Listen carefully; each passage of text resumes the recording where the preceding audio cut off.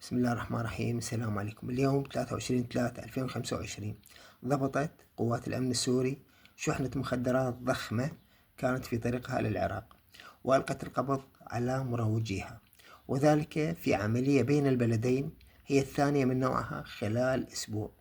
وأفادت محافظة حلب على قناتها بمنصة تلغرام أن إدارة مكافحة المخدرات وبالتعاون مع مديرية الأمن العام في حلب ضبطت شحنة مخدرات ضخمة كانت في طريقها للعراق واعتقلت مروجيها.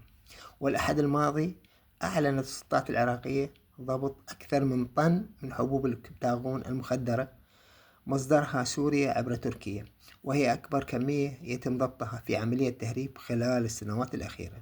وفي 9 مارس آذار الجاري أكد البيان الختامي لمؤتمر سوريا ودول الجوار الذي عقد بالأردن على ضرورة التعاون في محاربة تهريب المخدرات والسلاح والجريمة المنظمة العابرة للحدود، وتقديم الدعم والإسناد لسوريا في تعزيز قدراتها في هذا السياق. شكرا.